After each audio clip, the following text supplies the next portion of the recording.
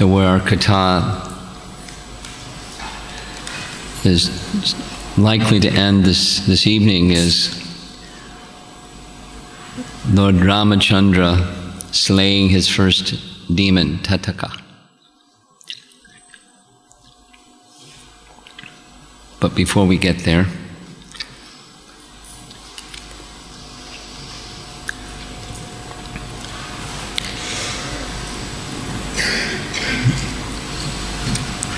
there were some songs that were sung before the kirtan. One of them was Kulashekar, one of the Alvars in the Sri Sampradaya, who was a stalwart Ram Bhakta. We heard about Kulashekar when we were conducting a yatra in South India. Very amazing devotee. Totally on a spontaneous platform of devotion to Lord Ram. So one of the writings that he composed was a description, a song describing Lord Ram's slaying of Tataka. So we're going to hear in part of the katha about slaying of Tataka and purposes of the Lord's appearance, and he begins those purposes for his appearance, at least one of them, in annihilating the demons.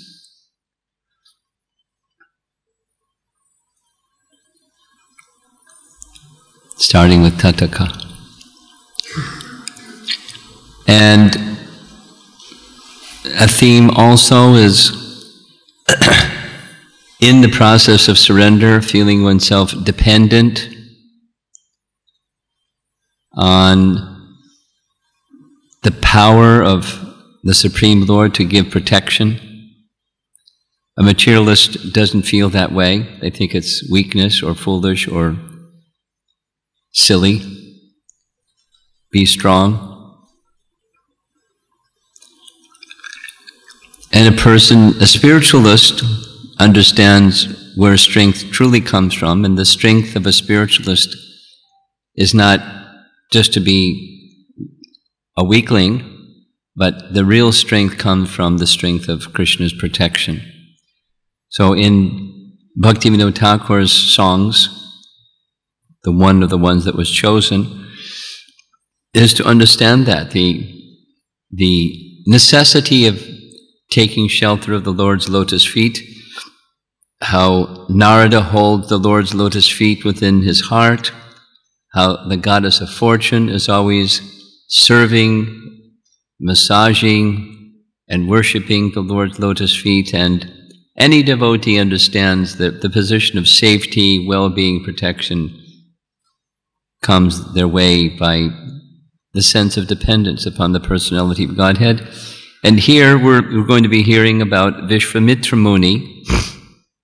In fact, one whole session is dedicated to Vishvamitra Muni. This is only a little introduction.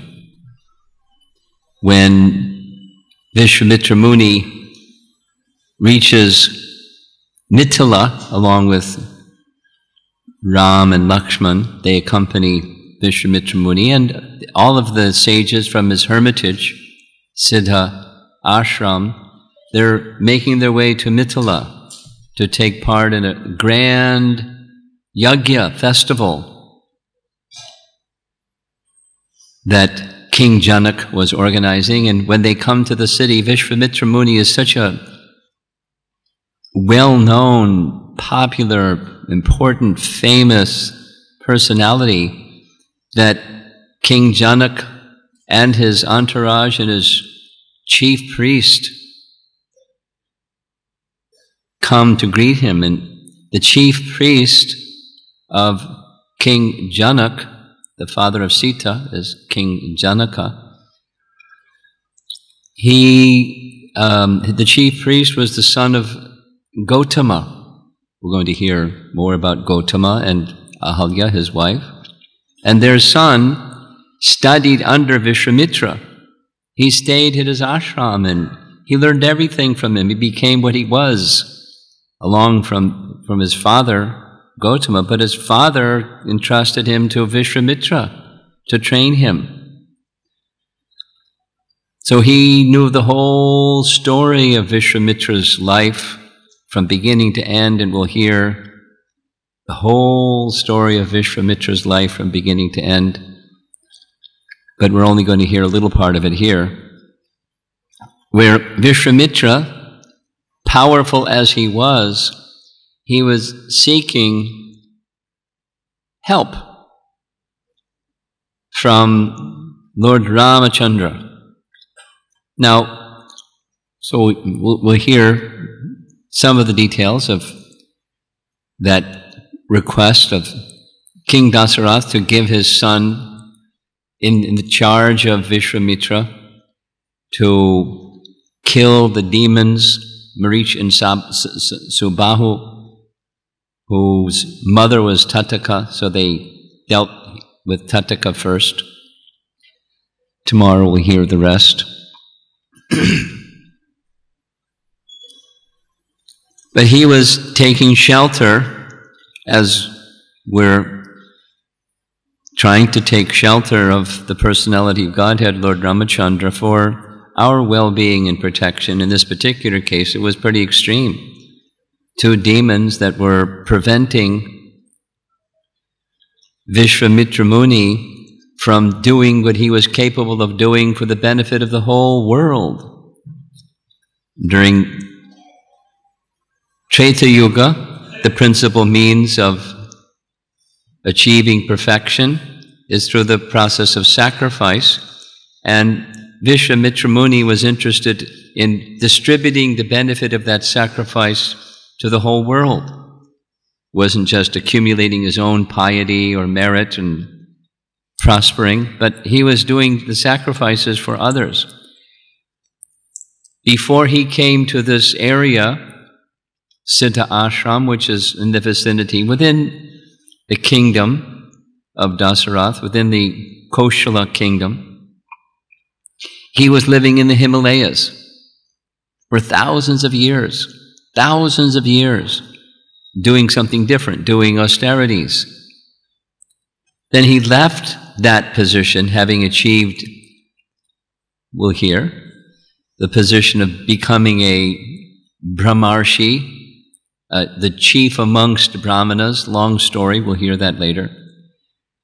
But he left that, so attaining that status and that perfection, he left to come to do things for the benefit of the world, particularly in the form of these yagyas. And the yagyas were being interfered with by Maricha and Subahu under the help, under the hest, or to be assistants of Ravana. We'll hear. So he was feeling dependent upon Lord Ram to assist him in that giving benefit to the world. So we may have some service to do.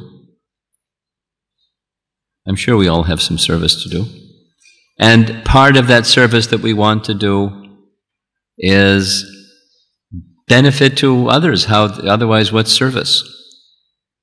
To be of assistance to others. And there's obstacles.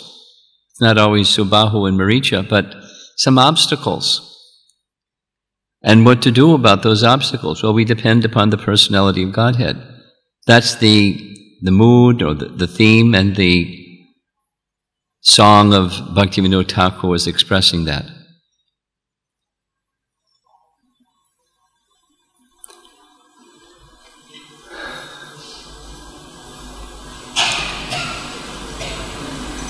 So, the previous discussion before today's discussion is the Rishishringha being brought by Dasaratha along with his wife, the daughter of Dasaratha, Shanta. and Rishishringa came and assisted in the performance of the yajna, so that at last, 60,000 years later, finally Dasaratha could have a son, and the arrangement was made by Rishishringa, qualified yajna performer, perfectly pure and qualified. So the agent of Lord Vishnu came and presented the payasam, the heavenly nectar that gave the ability of the wives to conceive children, and at least one of the versions of Ramayana describe, literally as soon as they took their portion, they felt pregnancy just by drinking that payasam. And for 12 months, the long gestation period, they carried the personalities of Godhead, Lord Ram and his other three expansions, Vasudeva, Sankarshan, Pradumna, and Aniruddha, within their womb.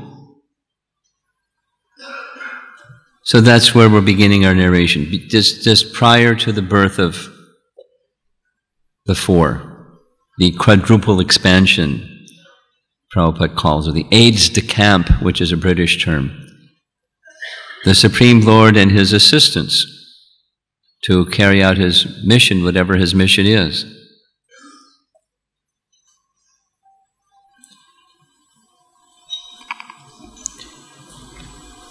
So, Kaushalya was the first to take the payasam, and she was the first to give birth.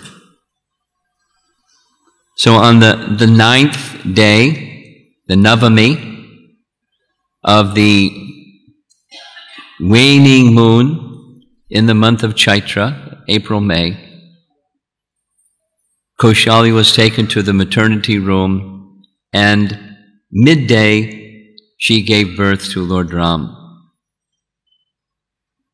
Next morning, very early in the morning, Kaikeyi was taken to the maternity room, and very early the next morning, her son was born,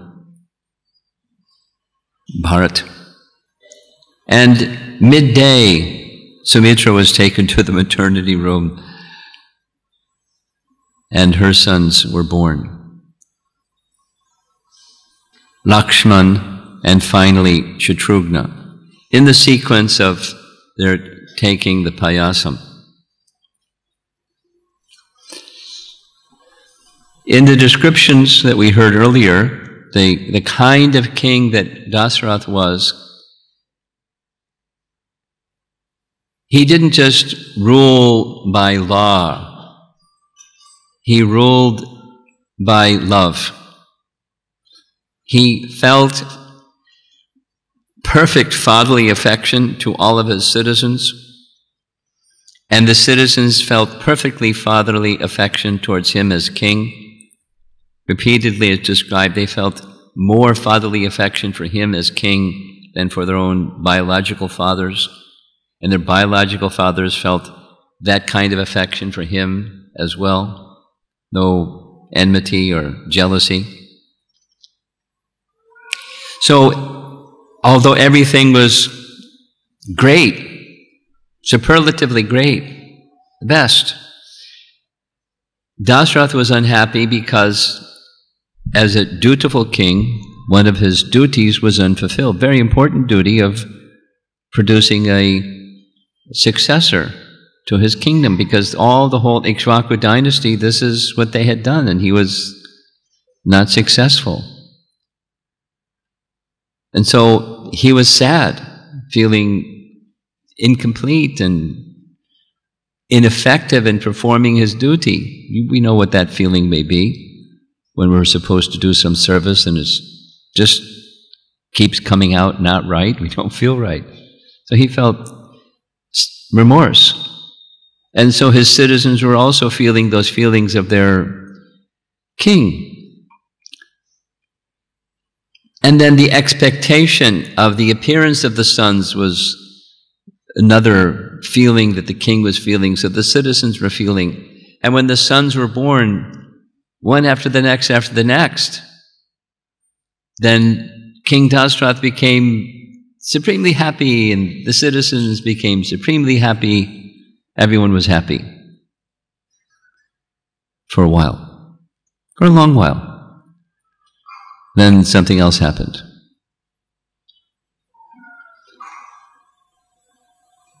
So Valmiki Ramayana, fortunately or unfortunately, gives very, very little of the childhood pastimes of Lord Ram. Unlike Krishna, abundant description in the Bhagavatam of the childhood pastimes of Lord Krishna. However, the other Ramayanas, they give information, descriptions of the childhood pastimes of Lord Ram, not abundant, but some. So that's where this reference comes from. As one would expect, the babbling of the little children became the delight of all the queens and the attendants to the queens and persons intimately associated with the royal family. As the children went through their growing stages of crawling and then toddling and then all the stages of maturity.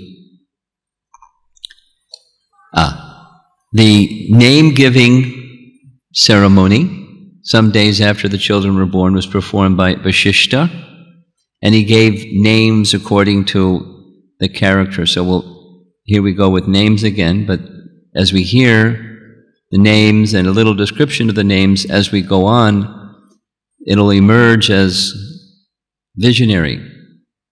The names are appropriate for the personality.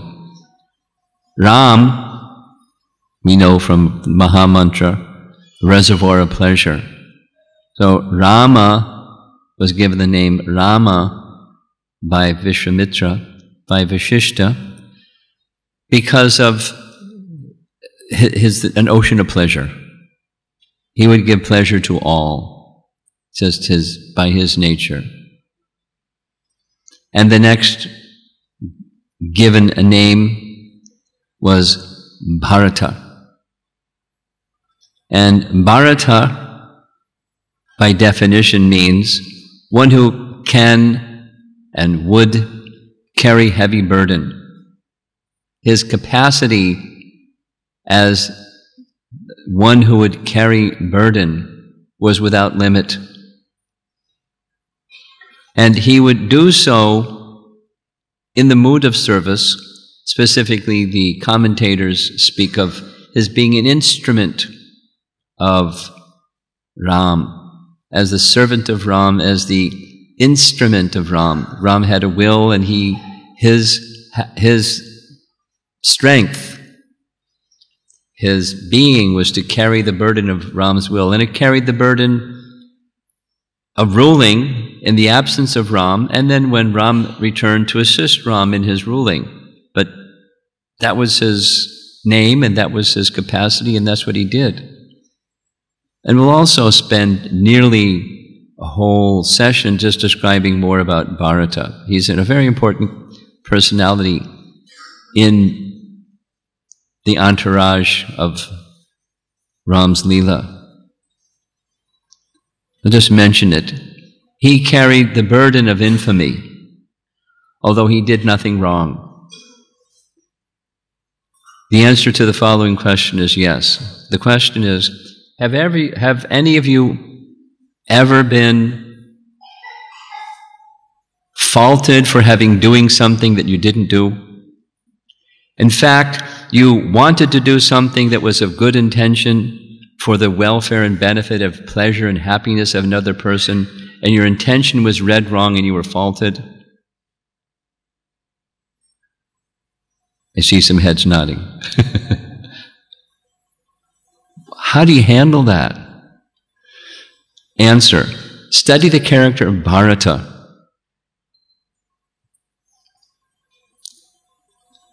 because he did it hundreds and millions of times greater than us. The fault that was attributed to him and the persons that were dearest to him and most important to him, except Ram, faulted him in that way. And he had to bear that burden. And he did so successfully, much to their apology and chagrin for having felt or considered that he was ignoble, a bad person. Anyway, Bharata, the second. And then the twins of Sumitra, first of the two twins was Lakshmana. So Lakshmana, Vashishta explains, was derived. I'm spending time with this because these personalities are going to emerge as we go along. So the names are important. It indicates the character of the person. Lakshmana comes from the word Lakshmi, which means fortune or wealth.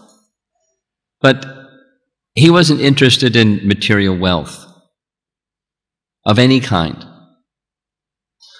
His wealth was the wealth of service. And from infancy and throughout life to the very conclusion of the pastimes of Ram, his deep mood, hankering, focus was constantly being by Ram's side and constantly being in the service of Ram. Like Lord Nityananda was for Lord Chaitanya, like Balaram was for Krishna, even more so in extreme manner was the mood of Lakshman towards Ram. That was his wealth. Abundance of wealth.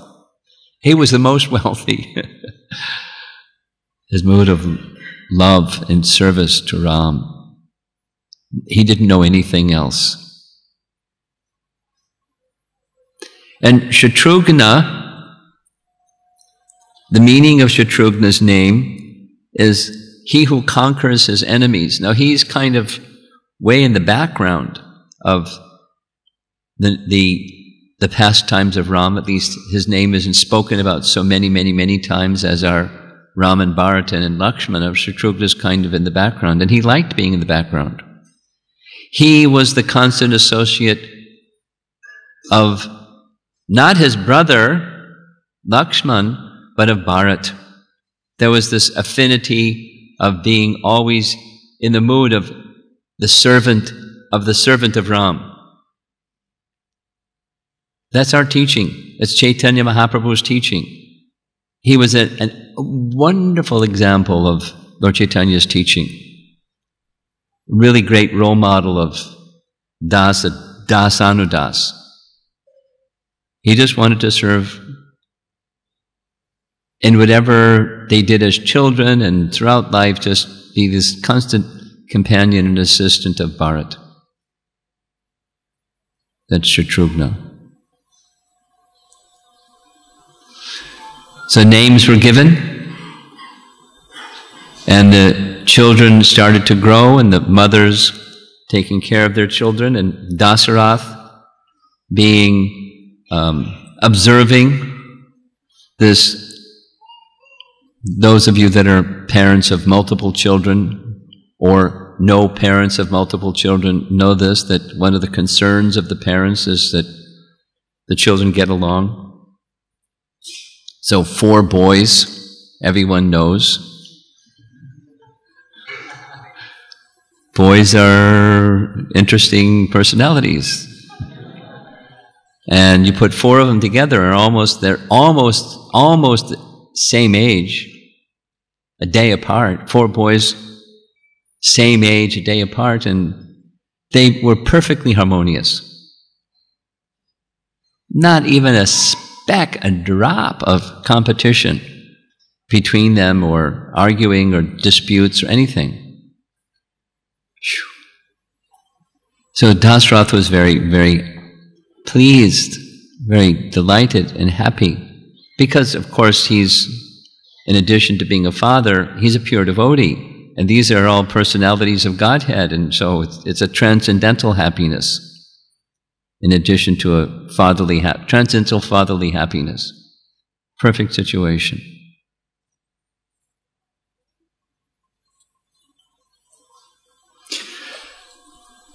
A little description of the reasons for the Lord's descent. Of course, he gave protection to the devotees. He annihilated demons, as mentioned. In the first one, Tataka, similar to the first demon that Krishna killed. Very interesting symmetry. Was a woman, Putana. And there was hesitation on the part of Krishna to kill Putana. And there was hesitation, we'll hear about it this evening, hopefully, about the hesitation of Ram, being the upholder of Dharma, to regard a woman as an object to be killed. It just didn't match. But he did under the guidance and direction and instruction of Vishwamitra Muni for a higher cause. His own values are subordinated to the instruction of Vishwamitra Muni, his guru. No small thing. And later in Valmiki Ramayana, there's the third, when Krishna speaks in Bhagavad Gita, Paritranaya sadhunam vinashaya chaduskritam dharma sangsthapanartaya sambhavami yuge yuge. So in the Dwapara Yuga, he appears and gives teachings. Especially this is emphasized in the Adhyatma Ramayana. I'm just going to recite, because on the first evening, yesterday evening, there was some discussion of the sources of reference and differences between Adhyatma Ramayana and Valmiki Ramayana. So this is one. More emphasis on his divinity than in Valmiki Ramayana, although we're going to hear shortly about explicit statements of his divinity in Valmiki Ramayana. There are many, but even more so in Adhyatma Ramayana. But there's sections in Adhyatma Ramayana where he assumes the role of a divine teacher, kind of like what Kapila Muni does with Devahuti, like that. Very, very detailed descriptions.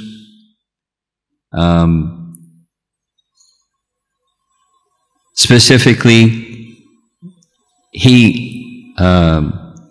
Ram reveals himself as a four-handed Mahavishnu from his very birth in Adhyatma Ramayana, like Krishna appeared in the prison house of Kamsa. So, in the Adhyatma Ramayana, and it's in other places, in Skanda Purana, there's Rama Gita, like, Uddhava Gita and Bhagavad Gita. So Rama Gita, very lengthy description of spiritual teachings. Regularly, he's referred to in the Adhyatma Ramayana that Sita is the Shakti, and he is the Shaktiman. He is the absolute Brahman, and she is his Shakti. Not in an impersonal sense of absolute Brahman, because impersonal Brahman doesn't have Shakti, but he's the Supreme Lord.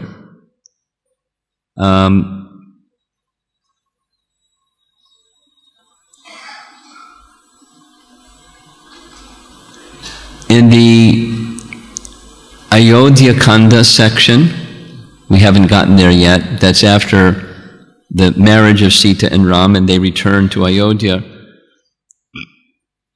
Narada Muni comes to pay a visit to Lord Ram and reminds him, Ram, you're God. Oh yeah. Don't become too absorbed in your Leelas. Narada did something similar. It was a little more discreet when he visited Krishna in Vrindavan after visiting Kamsa and telling Kamsa, Vasudeva tricked you. The 8th child of Devaki is over in Vrindavan. And he's meant to kill you, so you better watch your backside. You're a smart man, I'm sure you'll do the needful. Then he went to see Krishna and told Krishna, I long to see the day when you will go to Mathura and you'll free Vasudeva and Devaki who are suffering in the prison house of Kamsa. I long to see the day when you will kill Kamsa and so many other demons that you appeared in this world for, because the earth came and appealed to you to relieve the burden of the earth from so many demons. I long to see the day when you will travel here and there and kill so many demons. And Krishna's response was, I'm leaving tomorrow. So Narada does things like this. He came in Adhyatma Ramayana to remind Lord Ramachandra of his mission. Kill Ravana and the Rakshasas who were disturbing the Brahmanas and the devotees of the Lord, and the demigods who were dependent upon him. So there's many passages where his divinity and his giving of teachings, long dissertations describing similar things that are found in Bhagavad Gita, the different systems of yoga, the reality of Brahman as the real self, and duty should be done with that understanding, in the mood of achieving spiritual perfection, liberation from the bondage of material existence, and like that. Then another comes later in the Ramayana, after Ram has returned to Ayodhya. He's ruling in Ayodhya, and Vashishta kept his residence outside the capital in a little hermitage. So one time, Durvasa Muni spent the whole 4 months of the rainy season visiting the ashram of Vashishta, observing austerities and observing Chaturmasya in an appropriate way. So one day, Dasaratha came to visit both of them, paid his respects to both of them. They offered him a seat, and they were having some discussion. Sometime in the middle of the day, Dasaratha happened to ask Durvasa Muni, what's going to be the duration of my life and that of my sons? So immediately, Durvasa Muni started describing. Long ago, there was some difficulty between the demigods and the demons, and the demons were getting the worst of things.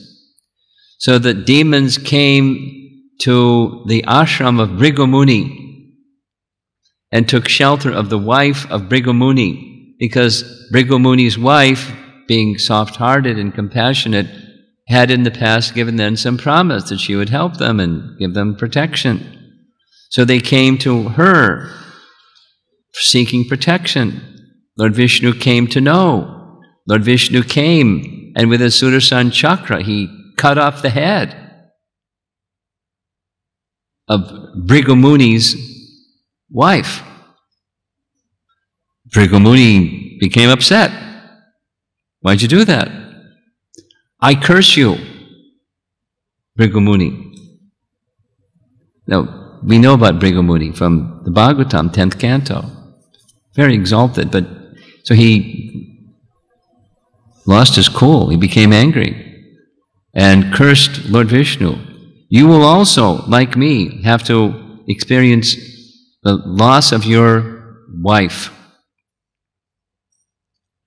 and feel great pain of separation as I am going to be feeling. Then he felt, wow, why did I speak like that? And he fell at Vishnu's feet, appealed to him for forgiveness for speaking in that way. And Vishnu accepted his apology and said, I accept your utterance, because the words of the Brahmanas must not go in vain. So Bhrigu said, you will, now this is Dasaratha hearing from Durvasa Muni that Lord Vishnu has now become your son, Lord Ram.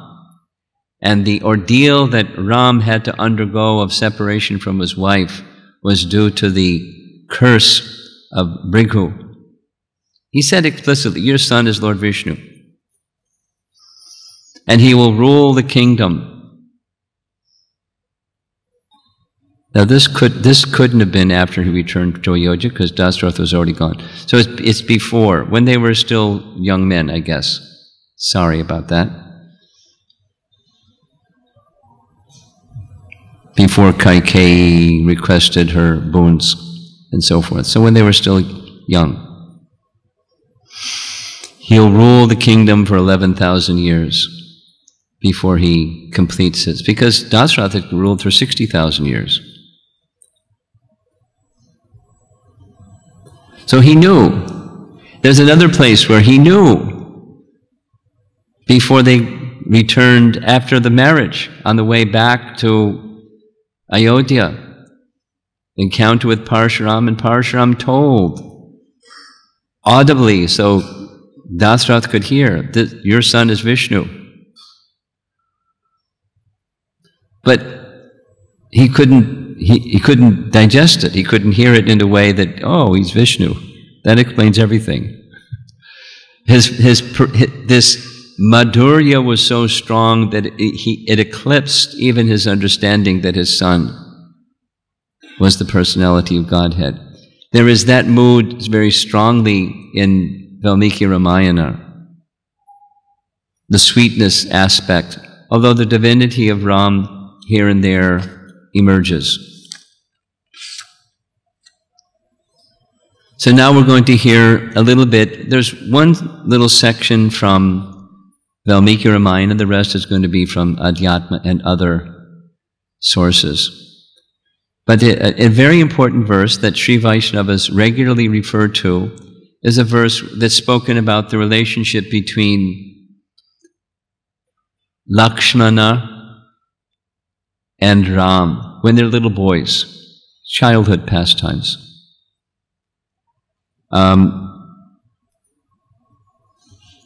Sarva priyakaras tasya ramas yapi sharirataha Lakshmano Lakshmi sampano bahi prana bahir prana.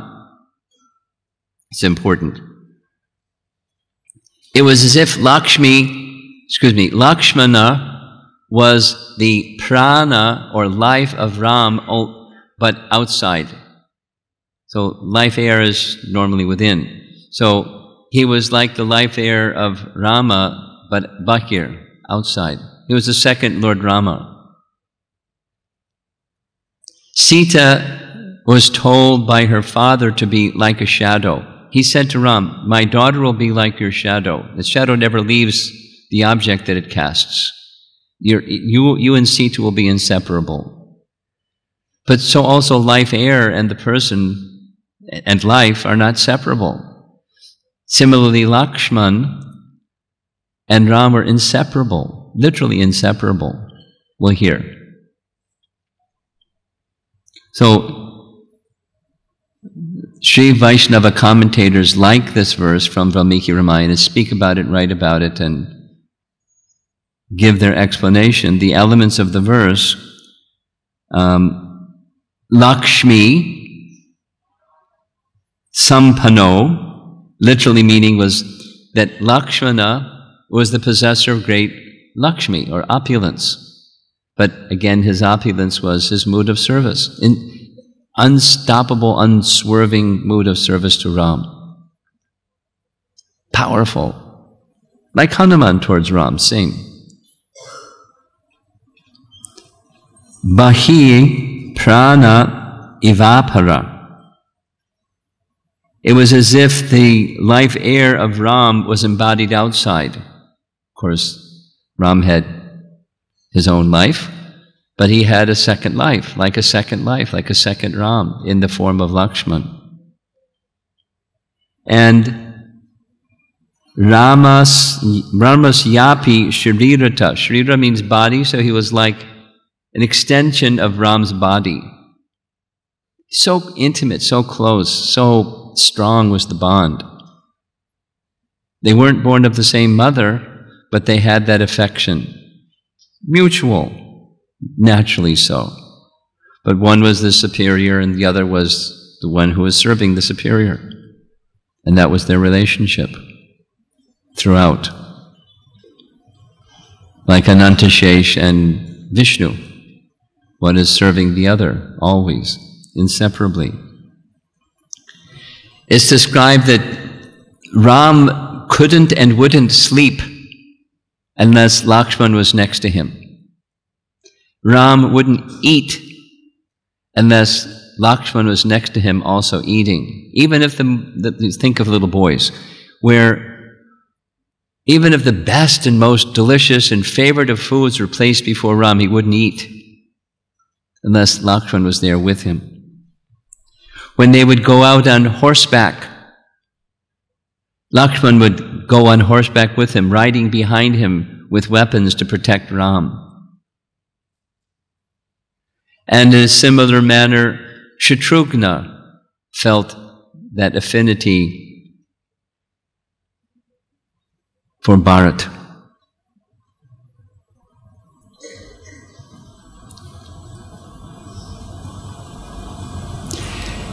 Very early, when they were still small children, now this is from other than Valmiki Ramayan source, as happens sometimes, children cry. Those of you that are parents, you can probably agree with me that sometimes children cry. So the children, all 4 boys, were crying at the same time. And the mothers did what mothers do to get the children to stop crying, but nothing worked. And then it wasn't just normal crying, there was, the other kind, the screaming kind. And they were screaming, and it wouldn't stop. They didn't know what to do. They asked doctors to come, and the doctors didn't know what to do. They asked Vashishta to come. Vashishta surveyed the situation, and he rearranged the cradles so that the cradle of Ram and Lakshman were next to each other, and the cradle of Bharata and Shatrughna were next to each other. So they stopped screaming, but they wouldn't stop crying. So he stepped back and considered the situation. And then he put little Lakshmana in the same cradle as Ram. And they stopped crying. And then he took the little baby Shatrughna and put him in the same cradle, although it was crowded, as Bharata. And they stopped crying. And they were just looking at each other and giggling and smiling, and somehow Vashishta knew. And the mothers were just amazed. And so they understood thereafter, whenever the children cried, this is the cause of the crying. Just put these boys together and everything's nice. Wouldn't it be great, parents, if that was that easy? And then throughout the life, that same relationship grew and grew and became more deep and more mature, and they were inseparable.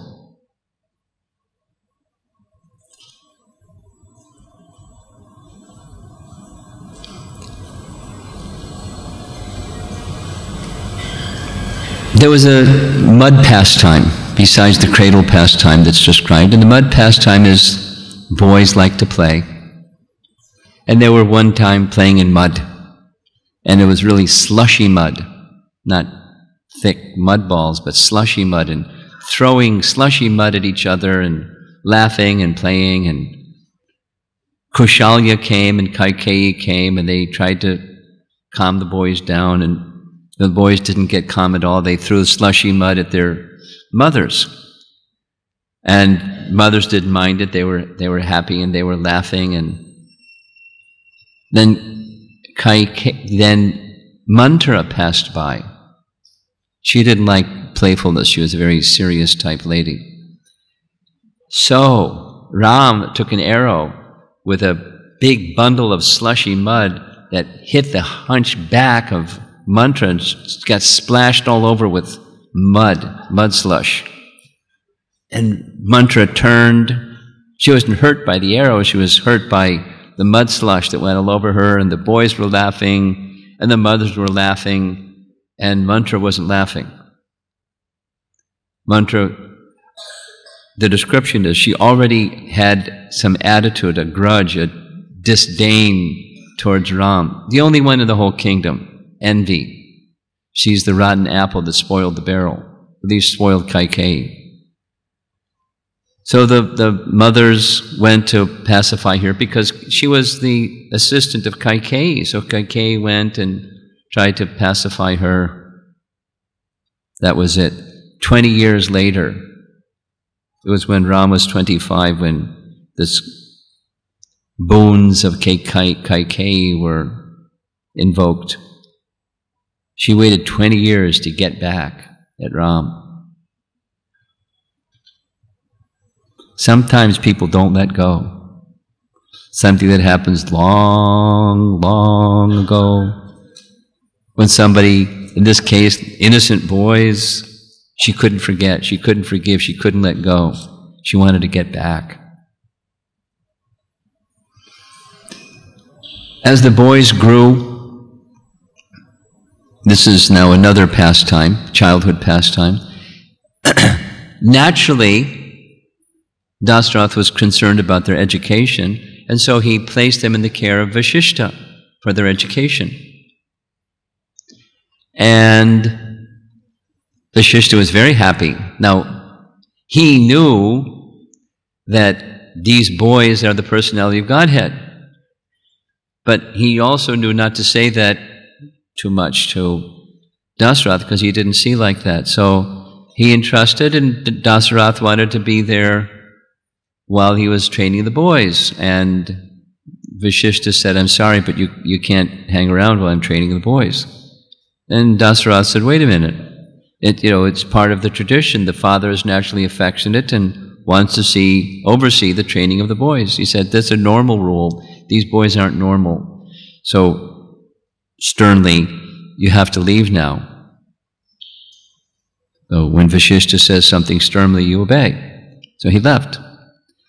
Then what Vasishtha did was, he began worshipping the four boys. Saying, "You're the personality of Godhead." This isn't Valmiki Ramayana, it's other sources. "And you don't need me to teach you anything, but you're giving me the opportunity to serve you, so I'm going to teach you everything that I know. And in that way, I get the opportunity to serve you. And you're so kind, you accept it." So he taught them everything that he knew. And one of the things that he knew was archery. And the boys, they like sports and they like competition, they like skill. So they were excellent students. And not only with Vasishtha, but wherever they went, they would sometimes go here and there, and they would sit at the feet of great sages and hear from them, and eagerly hear, and their appetite to hear was insatiable. And then they put in practice. So they became filled and filled and filled and filled with the best of teachers and teachings, and they became the best of students.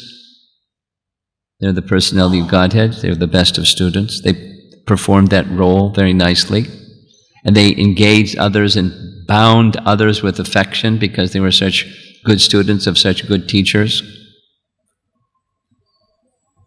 As a young man, Ram would go here and there asking about the welfare of just non-royal people, just people. And it was genuinely in whatever he could do to help them in the situation that they had some need for, he would do it expertly and very happily. And so naturally, as a young boy growing up, he built this bond of affection with everybody. Even if there wasn't a personal interaction, they understood this is the nature of this young boy, and he will eventually become the king. So their affection, as they had to Dasaratha, went naturally also to Ram. The bond of affection, very strong. One other childhood pastime, and we'll move on, that's mentioned, and that is Vasishtha was training the boys in archery. One time he had to go attend to something, some Vasishtha Brahmana business something. So he was away for a bit and the boys were practicing. And they saw one lady pass by that had a particularly large nose ring. So Ram nudged Lakshman, said, "Watch this." And he shot an arrow and the nose ring closed by the touch of, it didn't touch her nose, it just touched the nose ring, and it closed and she was having trouble breathing. Then he smiled and shot another arrow and it became big again. And the lady was very surprised, and how did this happen? And then all of a sudden another arrow was shot and the nose ring flew up in the air out of her nose. And she was reaching for her nose ring and they shot another arrow and it came back into her nose. And she was flapping her arms, wondering. She didn't know it was the boys and they were just having fun. Then Vasishtha came back. And by that time, the lady had gone, bewildered, confused, perplexed. But the comment is that generally the boys didn't do those things, mischievous things like Krishna did when he was a little boy. Generally they were very sober and very clear in their activities and learning and becoming qualified Kshatriyas, rulers, and exhibiting the character of great personalities. So as the boys grew up, then comes this really big episode of they're not yet 16. So in Vedic culture, boys would get married and girls would get married when they were much younger than today. In this section, when Vishwamitra comes, he says he's not even 16. There's a later section when he says he was 12. So very young. And already Vishwamitra is concerned about their marriage. And he's consulting with his ministers. What do you think should be done about the marriage of Ram and the other boys? As that was going on, Vishwamitra came.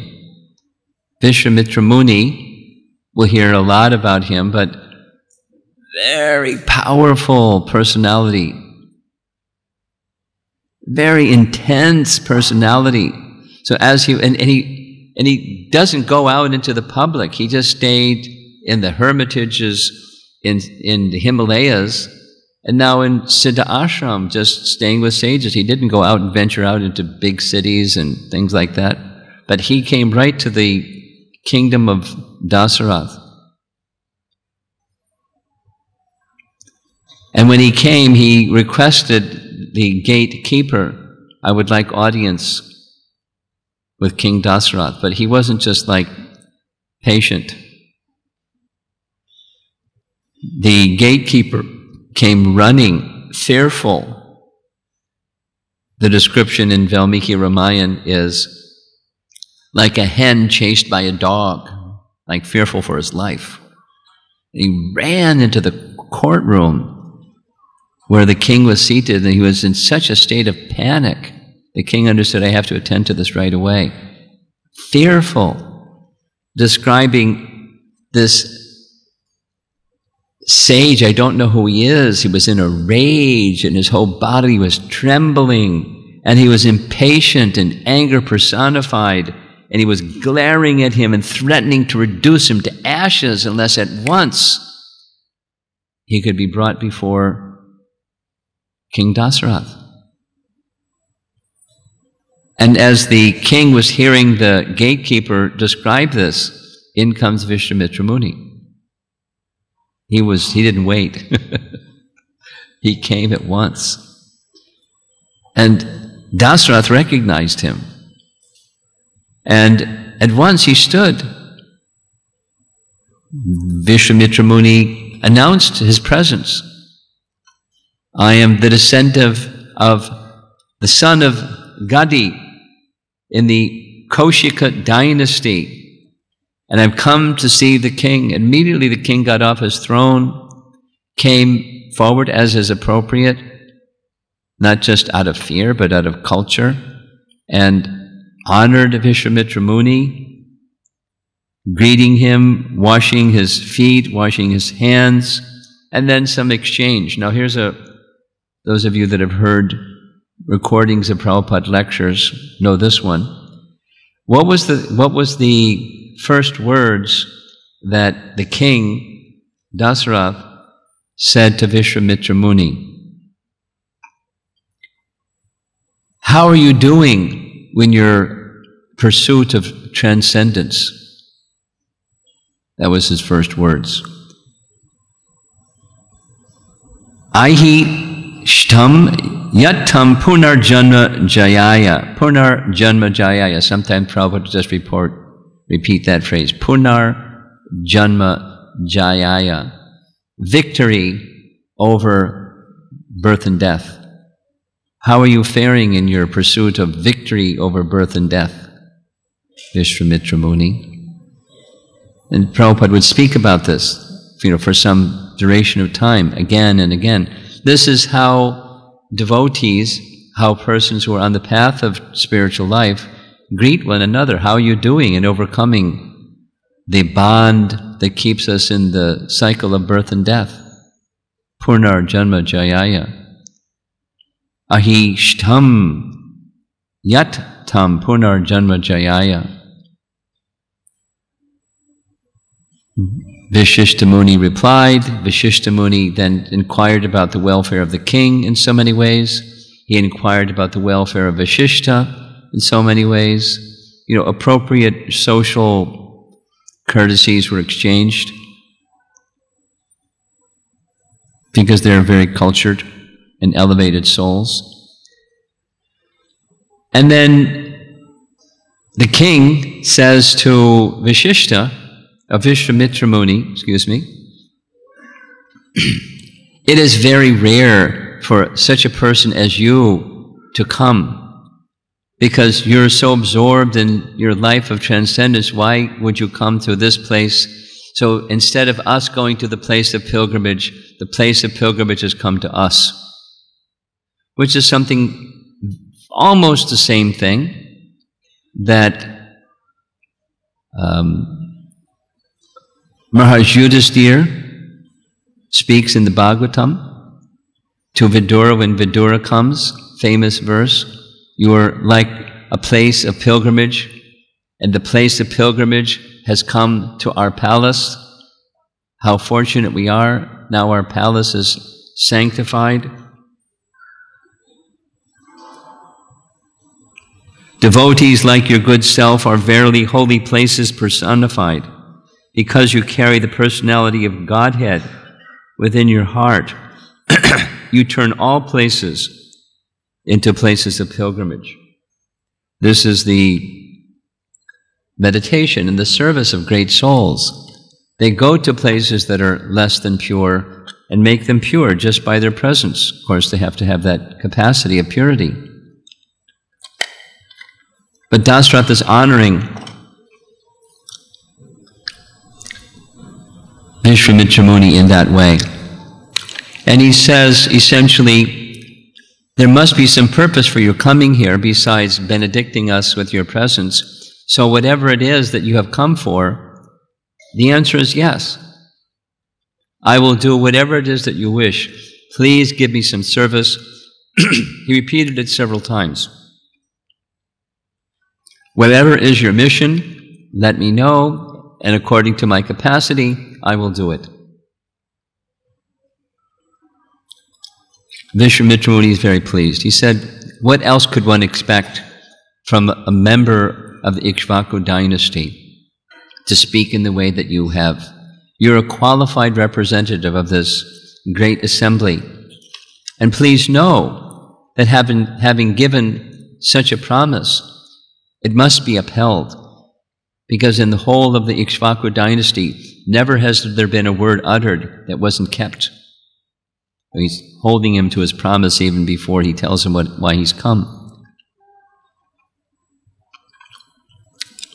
And he explained that my life is conducting sacrifices for the benefit of the whole world.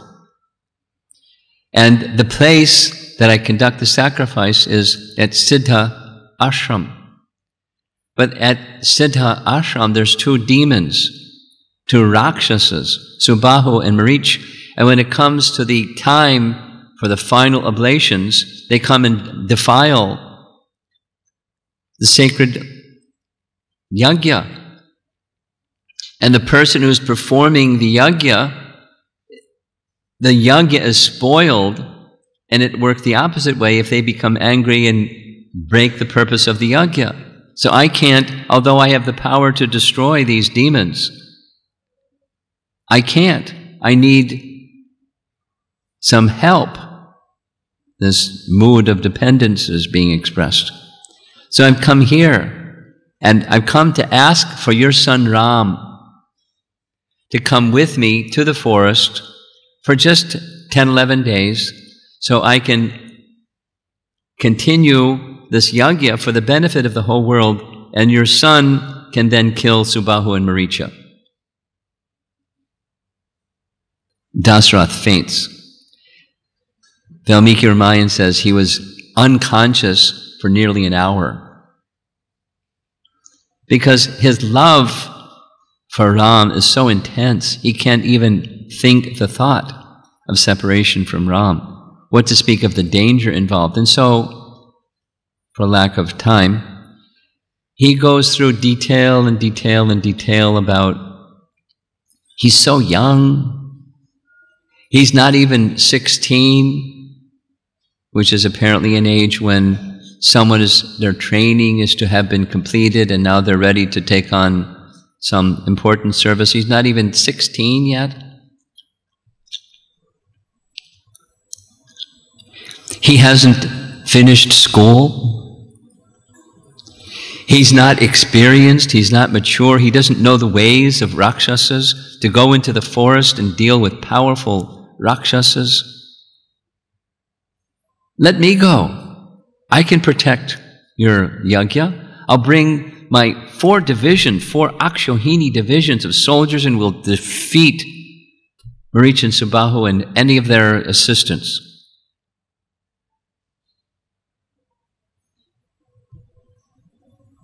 He doesn't say no, but he's not saying yes. Can you tell me something about these demons? So it's this one of these standard things that a Kshatriya wants to know, the opposition, the strength of the opposition. So Vishwamitra Muni mentions the name of Ravana. Ravana, the leader of all the Rakshasas, has as part of his entourage Marich and Subahu. And he's sent them specifically to which was within your kingdom, to our ashram, to stop the performance of yajnas for the benefit of, and what they should do and how they should do it. And they're very powerful. Hearing the name of Ravana, what to speak of then also the power of Marich and Subahu, Dasaratha is in disbelief. Why? It would be difficult even for me, who have been summoned by the demigods to help them. Ravana is the conqueror of the demigods. I don't know if I could be able to defeat Ravana. Remember, 350 wives were... No, that was Parashuram, excuse me. He is not at all confident he could defeat Ravana. So please don't ask for Ram to go. No, he doesn't say no, but almost. And further discussion, and so finally, it's not long from Vishwamitra's side, he said, never in the history of the Ikshvaku dynasty has anyone ever gone against their word. You gave your word. If this is your decision, then I'll leave the same way that I came, and may you live a long life of ignoble, sinful quality in the presence of your kith and kin. Like a storm is about to happen. Vashishta intervenes, fortunately for Dasaratha, because Vashishta understands the capacity of Vishwamitra Muni. He has created constellations. He has powers of Brahma. He has all the weapons. When he was a king, before he became a Brahmarshi, he received all the weapons of the demigods. He doesn't need help. He wants to give glory and service to your son. Don't be afraid for the welfare of your son. Vishwamitra Muni's power is so great. It's to bring honor and glory to your son. It's for your son's welfare that he's come. And don't disturb Vishwamitra Muni like this. Big mistake. So, Dasaratha's overabundant attachment to his son is now relieved because of the quality and caliber of Vishwamitra and his promise to give protection to Ram and Lakshman. And he agrees. Now, these are great souls. We have many examples in Scripture. Time doesn't permit to go through them all. When great souls may be headed in a direction that's not wholesome. Dhruva Maharaj, slaughtering all the yakshas, just to receive the word from Swayambhuva Manu. Stop. He stopped. Just word. The Prachetas, when they were destroying all the forests, just a word from Soma. He stopped. So Dasaratha he got it. Just hearing from Vashishta, who he trusted implicitly.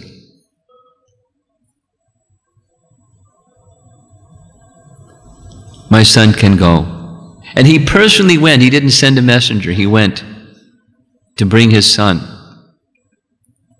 And then he requested, because my son and Lakshmana are inseparable. Take Lakshmana too. 2 for 1. Kaushalya came and gave her blessings. Dasaratha gave his blessings. Vashishta gave his blessings. And off they went that very day. It was morning, and they walked for the whole day. Vishwamitra Muni was testing the boys because they have a big task ahead of them, and he wanted to see what they were made of. When Ram was brought, he didn't ask anything. He was just instructed by his father. I want you to go. There was no discussion about, well, wait a minute, let me think about it. I'm going to get my favorite sandals or something. It was, yes, sir. And his father said, you respect him like you respect me. Whatever he says, you do it.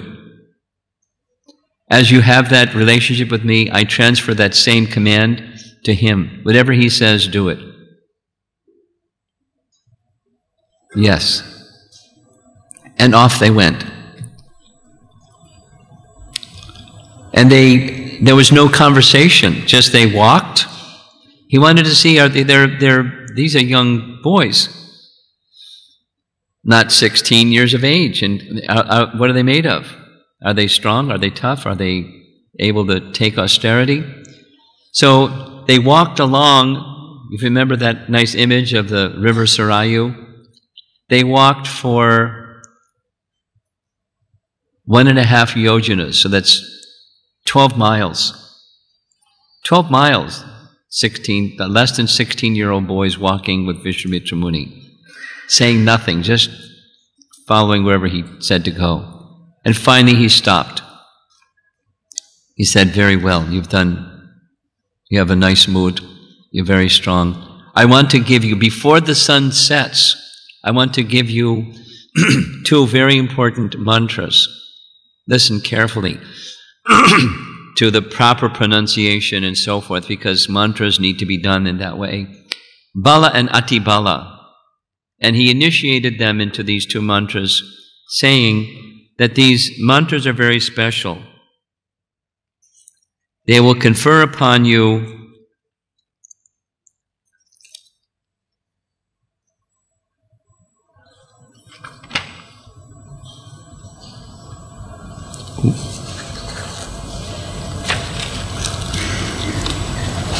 you'll never become tired.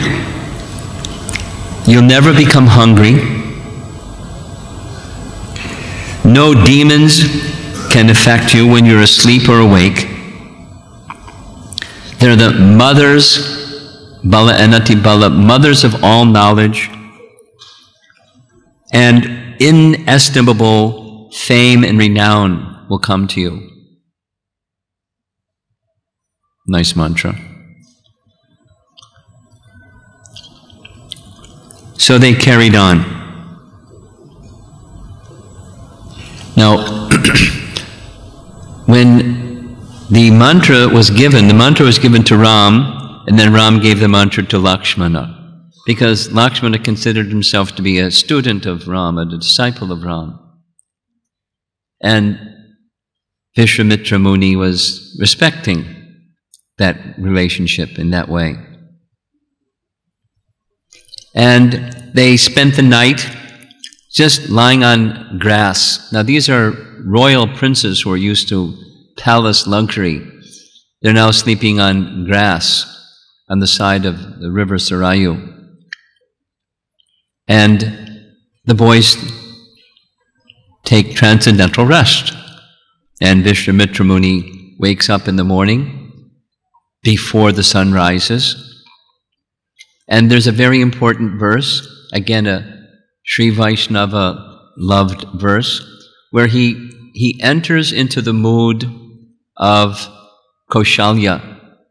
He doesn't have exactly the mood of Kaushalya because she's the mother, but this is it's a very significant verse, so significant that in the Sri Sampradaya, at least a number of places in the Sri Sampradaya, when they wake the deities in the morning, they speak this verse that was spoken in Valmiki Ramayana by Vishwamitra Muni to wake Ram and Lakshmana, because they were still asleep and he was awake. They recite this Sanskrit verse where he's appreciating the good fortune of Kaushalya, because Kaushalya each morning would come and wake the boys. That was her service and her motherly loving service. So the commentary explains he has now, we'll hear some more when just as we're entering into the kingdom of Janak, that he's now become a pure devotee, because he's gone through a big span of not being a pure devotee at all. But he went to the palace purposely knowing that Ram is Lord Vishnu, but he hadn't associated with him, so he's bringing Lord Vishnu to kill Subahu and Maricha, and then to take Ram to marry Sita. That's part of his mission.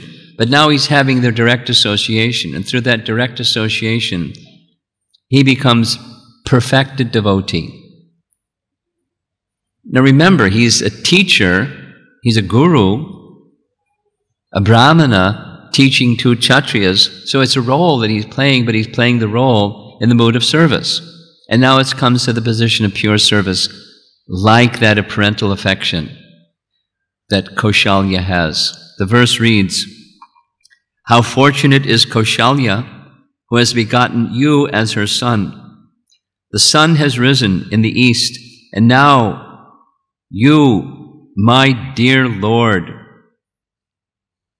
tiger among men, please arise and perform those duties that are considered divine." So the commentators have a nice time describing the details of this verse. O tiger among men, indicating your role will be that of a great leader. And the affection that he has for them is now on the fully transcendental plane, appreciating the good fortune of Kaushalya, parental affection.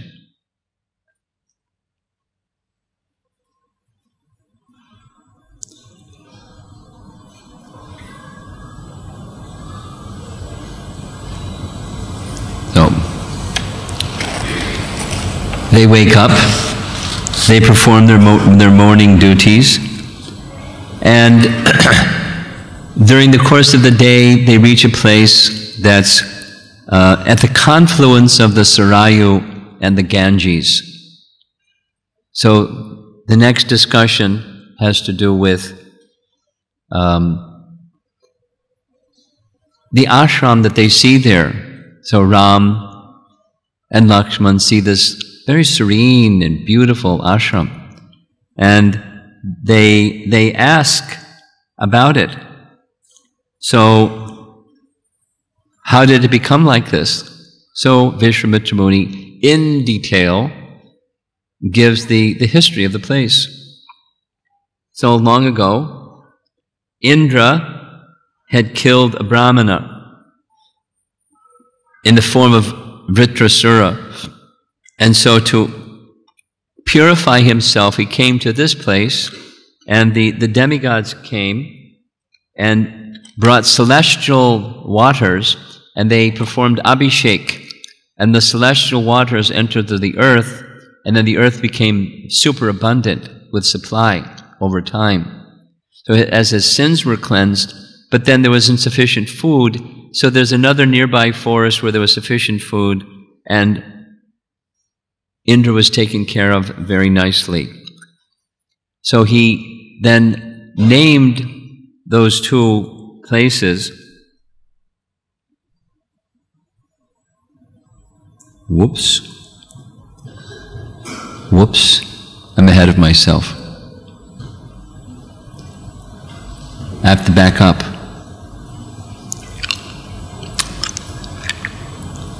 We didn't get to that ashram yet. This is the ashram where Lord Shiva had performed some austerities, and Kamadev went at the request of Indra to break the austerities of Lord Shiva up to the point of Kamadev firing an arrow that struck Lord Shiva. Lord Shiva then turned and with his glance incinerated the body of Kamadev so that there wasn't even ashes left, there was nothing left. He became disembodied. So then another name for Kamadev is Ananga. Anga means body and A means no body. So Ananga. So this place became known then as Angadesh. Angadesh, it's one of the kingdoms beyond the Koshala kingdom. And from that time, the followers of Lord Shiva have continued to maintain this ashram and kept it very nice.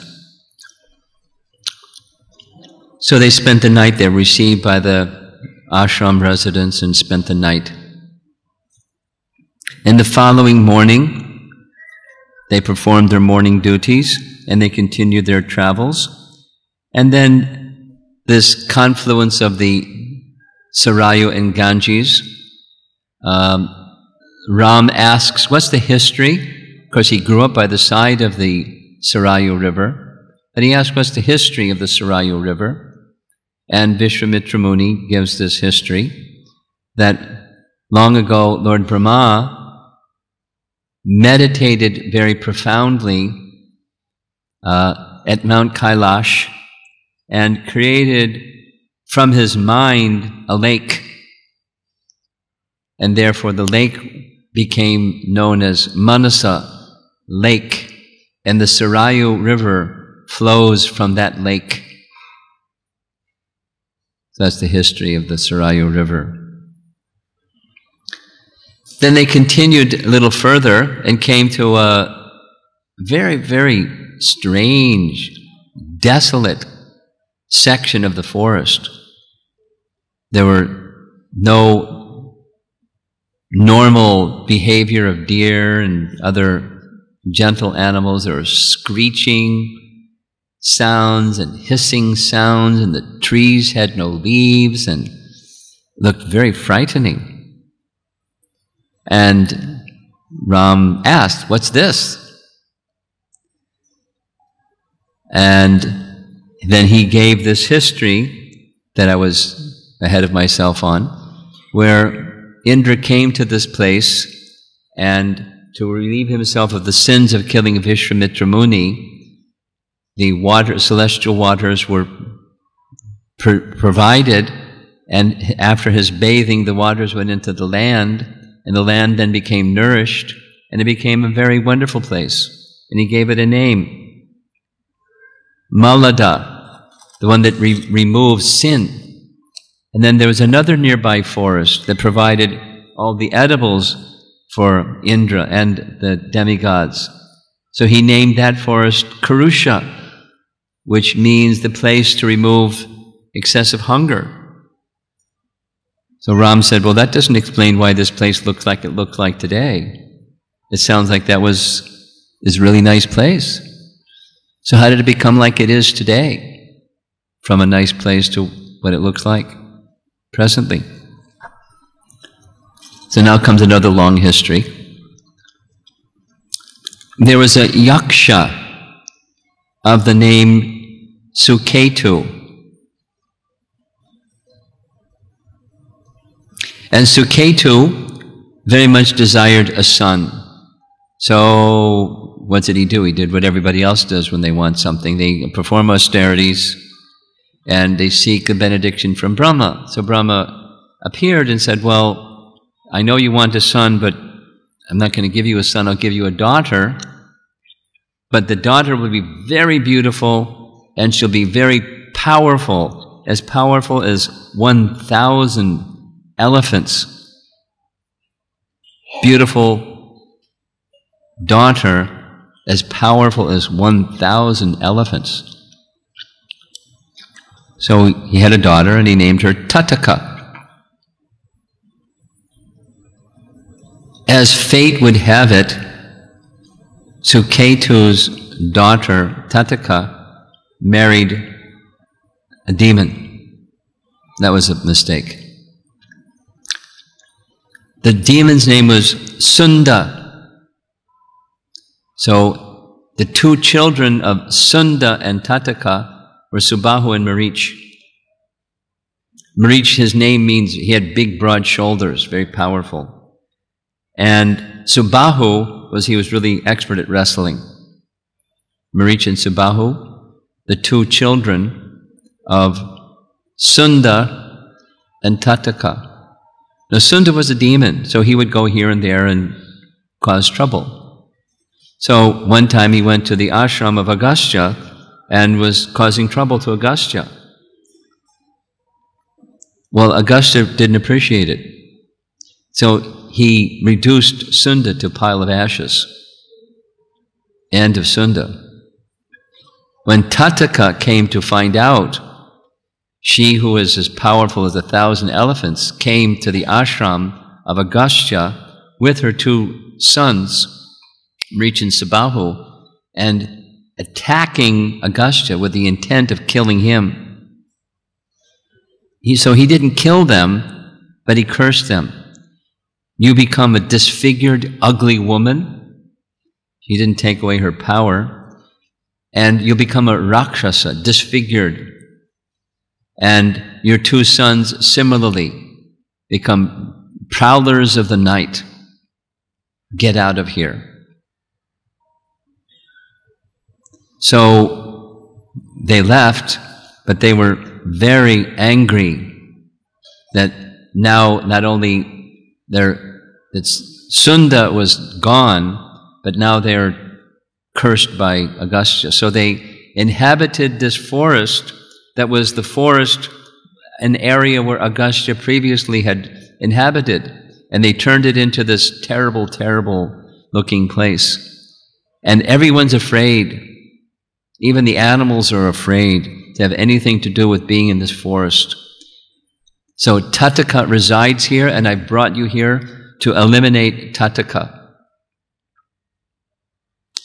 And I know your training from your mothers and from your father and from Vashishta is to honor and respect women.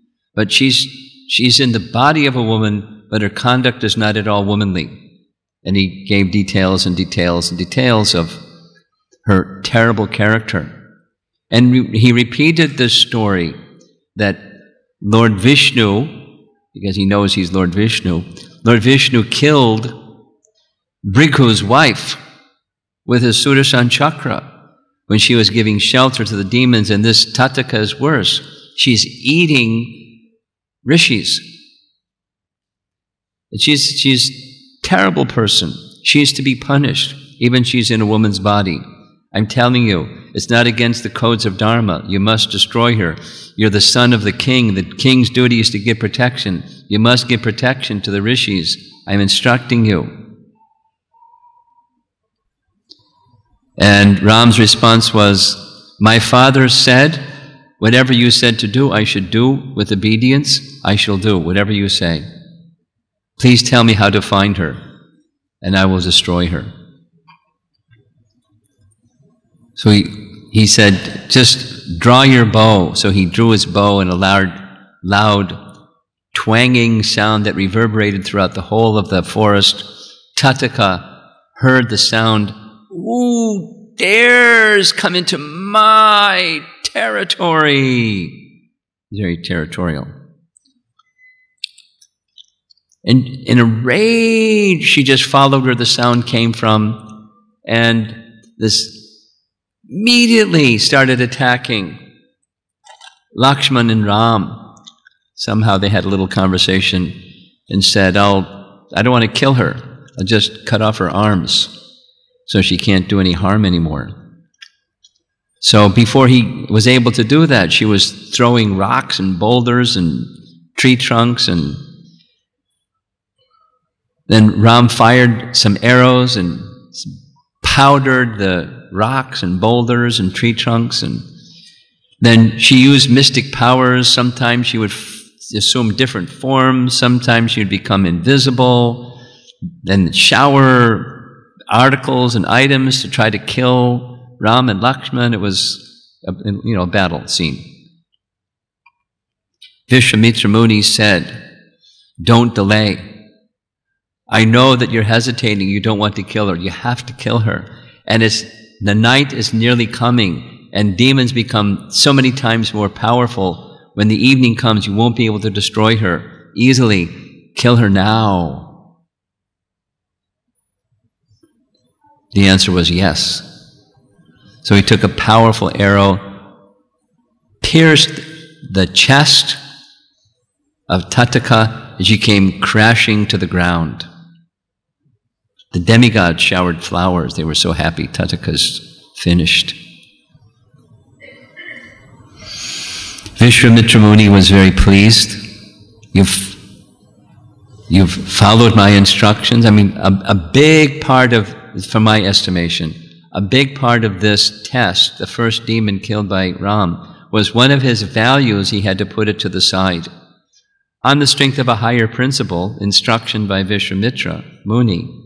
It was a shastric, it wasn't whimsical, but a deeply held value became secondary to a higher principle that he heard from his teacher, and he accepted it. Now he's the personality of God. It doesn't need teachings and teachers. He's just showing us by example something that's very important.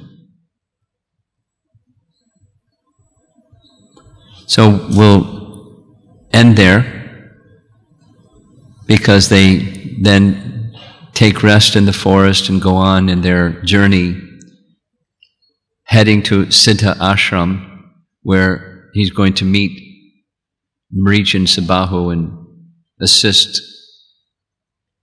Vishwamitra Muni and the sages there. Now, while he's getting his announcements ready, I'm going to see if I can find these images of Tathaka, because they're really nice. And I think you'll like it. But let's see if I can find them in enough time. Srila Prabhupada ki jai.